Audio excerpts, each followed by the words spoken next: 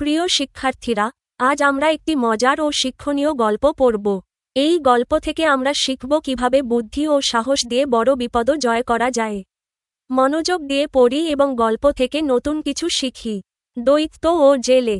এক নদীর ধারে বাস করত এক গরিব জেলে। সে প্রতিদিন নদীতে 5 বার করে জাল ফেলত। এতে যে মাছ পেত তা বেচেই তার সংসারের খরচ চালাত।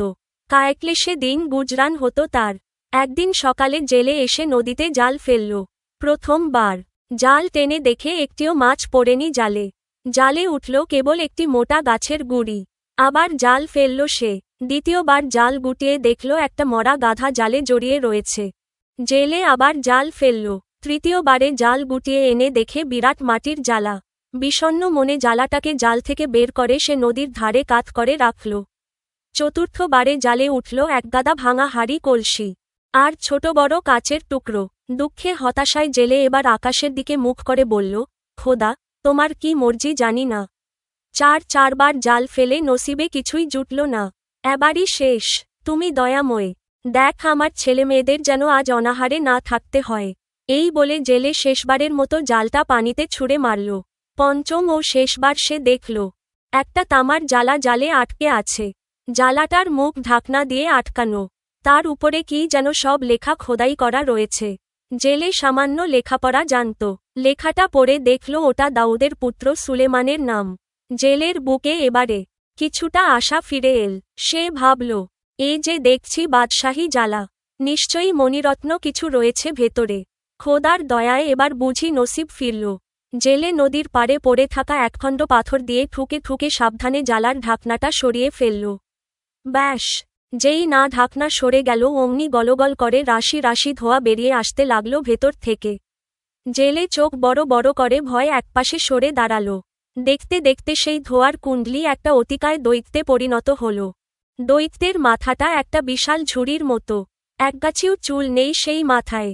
আগুনের গোলার মতো ভয়ঙ্কর দুটি চোখ আর মুখে শ্বেত পাথরের টুকরোর মতো দাঁত। দৈত্য বলল, সুলেমান ছাড়া আমি দুনিয়ার কাউকে পরোয়া করি না, কারণ আল্লাহর পয়গম্বর স্বয়ং সুলেমান। একটু থেমে দৈত্য হাত জোড় করে আকাশের দিকে তাকিয়ে বিনীতভাবে বলল, মেহেরবান সুলেমান, দোহাই তোমার, আমাকে মেরে ফেলো না। আমি এক মুহূর্তের জন্যও আর তোমার কথার অবাধ্য হব না। যা হুকুম করবে নত শিরে তাই তামিল করব। জেলে দৈত্যের কথা শুনে ততক্ষণে কিছুটা সামলে নিয়েছে নিজেকে। সাহস করে বলল, হে দৈত্য, বাদশাহ সুলেমানের ভয়ে তুমি অমন কুকড়ে যাচ্ছ। সুলেমান তো 1800 বছর আগে এ দুনিয়ার মায়া কাটিয়ে বেহেশতে চলে গেছেন। তুমি কি এমন অন্যায় কাজ করেছিলে যার জন্য সুলেমান তোমাকে জালাটার মধ্যে পুড়ে রেখেছিলেন? জেলের কথা শুনে দৈত্য হা হা করে এমন জোরে হেসে উঠল যে শব্দে জেলের কানে তালা লেগে যাবার অবস্থা হল। হাসি থামিয়ে দৈত্য বলল, আল্লাহ ছাড়া আর কারো ওপরেই আমার সামান্য আস্থা নেই। তার কাছ থেকে তোমার জন্য জব্বর একটা খবর নিয়ে এসেছি। জেলে সাহস করে জিজ্ঞেস করল, কি সে জব্বর খবর? তুমি দয়া করে আমাকে বল। দৈত্য হাসতে হাসতে বলল, মৃত্যু। তোমার খবর। আর সেই মৃত্যু হবে এক ভয়ঙ্কর উপায়ে। মৃত্যুর কথা শুনে ভয়ে জেলের মুখ শুকিয়ে গেল। সে কাঁপতে কাঁপতে কোনো রকমে বলল, ভাই দৈত্য, আমি তো কোনো অন্যায় কাজ করিনি। তাহলে তুমি কেন আমাকে মারতে চাইছ? কতকাল তুমি এই জালাটার মধ্যে বন্দী হয়েছিলে। নড়াচড়া করতে না পেরে কতই না কষ্ট পাচ্ছিলে। আমি তোমাকে মুক্তি দিয়েছি। এটাই যদি আমার অন্যায় হয়ে থাকে, আর তার জন্যই যদি আমাকে জান দিতে হয়, তবে আমার আর কিছুই বলার নেই। দৈত্য যেন জেলের কথা শুনতেই পেল না। বলল, বল, তুমি নিজেই বল, কিভাবে মরতে চাও? জেলে এবারে হাতজোড় করে বলল, মরতে আমার ভয় নেই, কিন্তু আমার অন্যায়টা কি তা বলবে তো? কেন তুমি আমাকে মারতে চাইছ? দৈত্য এবারে বলল, তোমার গোস্তাকি কি শুনবে? বদনসিব জেলে, তা হলে শোন বলছি। আমার নাম শখ হর অল জিন। আমি বাদশাহ সুলেমানের গোলাম ছিলাম। আমার এমনই ক্ষমতা ছিল যে দুনিয়ায় কাউকেই পরোয়া করতাম না। একদিন বাদশাহর হুকুম তামিল করতে অস্বীকার করে বসলাম। এতে রেগে দিয়ে বাদশাহ শায়েস্তা করবার জন্য তার লোকজন দিয়ে আমাকে একটা তামার জ্বালায় পুড়ে তার মুখ বন্ধ করে দিল। তারপর বাদশাহর মোহর খোদাই করে দিল জ্বালাটার মুখে। আমি জ্বালার ভেতরে বন্দী হয়ে গেলাম। বাদশাহ এরপর জ্বালাটাকে নদীতে ফেলে দিল। নদীর তলায় বন্দী অবস্থায় কাটতে লাগলো আমার দিন। একদিন শপথ করলাম, যদি 400 বছরের মধ্যে কেউ আমাকে এই বন্দিদশা থেকে মুক্তি দেয়। তবে তাকে আমি অগাধ ধনরত্ন দিয়ে খুশি করব। কিন্তু আমার এমনই দুর্ভাগ্য যে কেউ আমাকে মুক্তি দিল না। নদীর তলায় এক এক করে 400 বছর বহু কষ্টে কাটল আমার। তারপর আমি আবারও শপথ করলাম, যে আমাকে এই জ্বালা থেকে উদ্ধার করবে তাকে 3টি বর দেব। যা সে চাইবে তাই পাবে। কিন্তু শয়ে শয়ে 300 বছর পার হল, কারো দেখা পেলাম না। এবারে আমার মেজাজ বিগড়ে গেল। রাগে দুঃখে অপমানে শপথ করে বসলাম, আমাকে যে মুক্ত করবে সেই হতচ্ছাড়াকে আমি কতল করব। শতাব্দীর পর শতাব্দী গেল, কেউ উদ্ধার করতে এলো না। এভাবেই দিন কেটে যাচ্ছিল। কত বছর কাটল তার আর হিসেব রাখতে পারলাম না। ভাগ্যের ফলে এবারে তুমি এসে হাজির হলে, আমাকে মুক্তি দিলে। কিন্তু তুমি ডেকে আনলে নিজের মৃত্যু। শেষবারের মতো সুযোগ দিচ্ছি, তুমি নিজেই বেছে নাও কিভাবে মরতে চাও। দৈত্যের কাহিনী শুনে জেলে বুঝতে পারল, আজ আর তার রক্ষা নেই। মৃত্যুর ভয়ে ভীত হলেও জেলে বুদ্ধি হারালো না। হঠাৎ তার মাথায় একটা বুদ্ধি খেলে গেল। সে বলল, ভাই, আমি কিছুতেই বিশ্বাস করতে পারছি না যে তোমার অত বড় শরীরটা কেমন করে এই জ্বালার মধ্যে ছিল। সত্য বলছো কি মিথ্যা বলছো তা তুমিই জান। কিন্তু আমি হল্প করে বলতে পারি, তোমাকে দেখলে এ কথা কেউই বিশ্বাস করবে না। জেলের কথা শুনে দৈত্য দাঁত কর্মর করে মেঘের গর্জন তুলে বলল, কি আমি মিথ্যা কথা বলছি? এই জ্বালার মধ্যে আমি থাকতে পারি না? বেশ, মরার আগে জেনে যাও, দৈত্য মিথ্যা কথা বলে না। কথাগুলো বলে অহংকারী দৈত্য চোখের পলকে ধোয়ার কুণ্ডলি পাকিয়ে জ্বালাটার ভেতরে ঢুকে গেল। আর যেই না ভেতরে ঢোকা, অমনি জেলে এক লাফে এসে জ্বালাটার মুখে ঢাকনা লাগিয়ে দিল। তারপর হাসতে হাসতে চিৎকার করে বলল, বেঈমান দৈত্য, এবার নিজেকে রক্ষা কর। তোর প্রতিজ্ঞা নিয়ে আবার শতাব্দীর পর শতাব্দী জলে ডুবে থাক, দেখব এবারে কে তোকে রক্ষা করে। এই বলে জেলে জ্বালাটাকে আবার নদীতে ফেলে দিল। আরব্য উপন্যাস আলিফ লায়লা থেকে সংকলিত। মূলভাব, গল্পটি শিখায় বুদ্ধি ও ধৈর্য দিয়ে বিপদ ও ভয়কে মোকাবিলা করা সম্ভব। সাহসী ও চতুর ব্যক্তিই কঠিন পরিস্থিতি থেকে রক্ষা পেতে পারে। এটি সতর্ক করে যে অহংকার ও অভিমানে মানুষ বা দৈত্যই বিপদে পড়তে পারে। সারাংশ, এক গরিব জেলে নদীতে জাল ফেলতে গিয়ে একটি তামার জাল পায়, যার মধ্যে 400 বছর ধরে বন্দী একটি দৈত্য ছিল। দৈত্য জেলের প্রাণ নিতে চাইলেও জেলে তার বুদ্ধি ও সাহস দেখিয়ে দৈত্যকে জালাটির মধ্যে আবার বন্দী করে দেয়। গল্পটি দেখায়, বুদ্ধি ও সাহস থাকলে বিপদ মোকাবেলা করা সম্ভব, আর অহংকার ও অহংকারী মন বিপদের কারণ হতে পারে। অনুশীলনী 1, জেনে নিই। কল্পকাহিনী আলিফ লায়লা আরবীয় গল্প হলেও কাহিনীগুলোর আবেদন সর্বজনীন। 1001টি কাহিনীভিত্তিক আরব্য রজনীর গল্প লোকের মুখে মুখে ফিরত। এগুলোর অধিকাংশই সংগৃহীত হয়েছে বাগদাদের খলিফা হারুন অর রশিদের আমলে। এই লোককথাগুলো এক হাতে, এক সময়ে, এমনকি এক দেশে লেখা হয়নি। প্রাচীন পার্সিক ভাষায় হাজার আফসানা বা হাজার গল্প নামে এই গল্পগুলো প্রথম লিখিত রূপ পেয়েছিল। মোঘল আমলে এই কাহিনীগুলো মধ্যপ্রাচ্য থেকে এ দেশে এসেছে। গল্পগুলো এখন বিশ্বসাহিত্য জগতের সম্পদ। আলিফ লায়লা বা হাজার ও এক রাত আরবীয় গল্প, এটি সত্য। আলফ লেলা ওয়া লেলা, হাজার ও এক রাত, মূলত মধ্যপ্রাচ্য ও দক্ষিণ এশিয়ার লোককাহিনীর সংকলন। লোককথার উৎস ও সময়কাল বলা হয়। এই গল্পগুলো মূলত প্রাচীন পারস ও আরব লোককথা থেকে উদ্ভূত। প্রথম লিখিত রূপ পেয়েছিল পার্সিক ভাষায় হাজার আফসানা বা হাজার গল্প নামে। এটি ইতিহাসের সঙ্গে মিলে যায়। তবে এই সংকলন এক হাতে বা এক দেশে হয়নি, বিভিন্ন সময়ে ও স্থানে গল্পগুলো সংকলিত হয়েছে। খলিফা হারুন অর রশিদের আমলে সংগ্রহ। এটি অনেক ঐতিহাসিক উৎসে উল্লেখ আছে। হারুন অর রশিদের দরবারে গল্পকারদের মাধ্যমে লোককথা সংকলন করার প্রচলন ছিল। মোগল আমলে মধ্যপ্রাচ্য থেকে এ দেশে আগমন। এটা আংশিক সত্য। এই দেশে বলতে যদি ভারত বোঝানো হয়, তাহলে এটি ঠিক। মোগল যুগে এই গল্পগুলো ভারতেও প্রচলিত হয়। আধুনিক বিশ্বসাহিত্যে গুরুত্ব সম্পূর্ণ সত্য।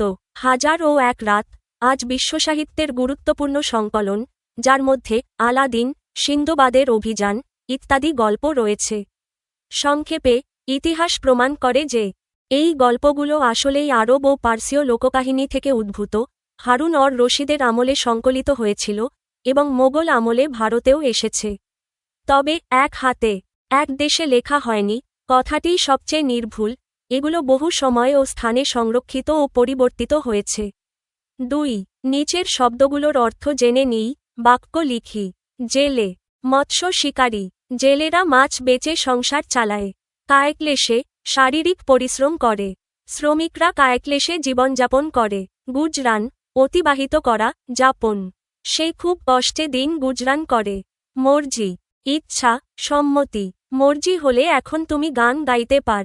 জ্বালা, বিরাট মাটির পাত্র বিশেষ। জ্বালার মধ্যে দৈত্যটি বন্দী ছিল। অনাহার, উপবাস, না খেয়ে থাকা। গরিব লোকটি কোনো দিন অনাহারে কাটায়। গোস্তাকি, অপরাধ, অনিয়ম। শিক্ষক বললেন, তুমি গোস্তাকি করেছ, মাফ চাও। নসিব, ভাগ্য, অদৃষ্ট। আমার নসিব ভালো। বদনসিব, মন্দ ভাগ্য। বদনসিব ছেলেটির পরীক্ষার আগের রাতে জ্বর হল। ড্যাশ, শ্বেত, সাদা, ধবল। তাজমহল শ্বেত পাথর দ্বারা নির্মিত। আস্থা, ভরসা, বিশ্বাস। রহিমের ওপর সকলের আস্থা আছে। জব্বর, দারুণ। তোমাকে একটি জব্বর খবর দেব। বেঈমান, অকৃতজ্ঞ। বিশ্বাসঘাতক। সবাই বেঈমানকে ঘৃণা করে। প্রতিজ্ঞা, শপথ, অঙ্গীকার। সবার উপকার করব এ আমার প্রতিজ্ঞা। মোহর, স্বর্ণমুদ্রা, এখানে সিল বা নামের ছাপ। পরীক্ষার উত্তরপত্রগুলো মোহর করে দাও। 3. শূন্যস্থান পূরণ করি। ক সে প্রতিদিন নদীতে 5 বার করে জাল ফেলত। খ বলতে বলতে জেলে শেষবার জালটা পানিতে ছুঁড়ে মারল। গ তোমার জন্য জব্বর একটা খবর নিয়ে এসেছি। ঘ কেন তুমি আমাকে মারতে চাইছ? দৈত্য এবার বলল, তোমার গোস্তাকি কি শুনবে? 4. ডান দিক থেকে শব্দ বেছে নিয়ে বাম দিকের শব্দের সঙ্গে মেলাই।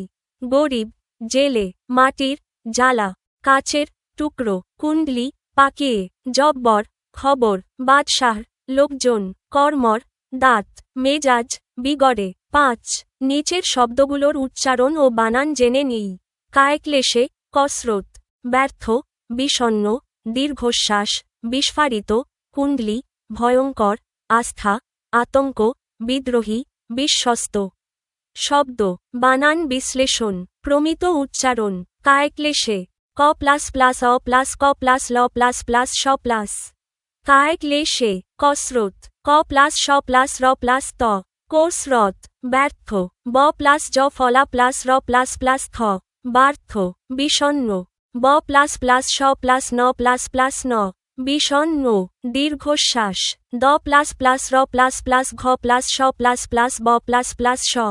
দীর্ঘশ্বাস, বিস্ফারিত, ব প্লাস প্লাস স প্লাস প্লাস ফ প্লাস প্লাস র প্লাস প্লাস ত। বিস্ফারিত, কুণ্ডলি, ক প্লাস প্লাস ন প্লাস প্লাস ড প্লাস ল প্লাস। কুণ্ডলী, ভয়ঙ্কর, ভ প্লাস অ প্লাস প্লাস ক প্লাস র। ভয়ঙ্কর, আস্থা, আ প্লাস স প্লাস প্লাস থ প্লাস। আস্থা, আতঙ্ক, আ প্লাস ত প্লাস উম প্লাস প্লাস ক। আতঙ্ক, বিদ্রোহী, ব প্লাস প্লাস দ প্লাস প্লাস র প্লাস প্লাস হ প্লাস।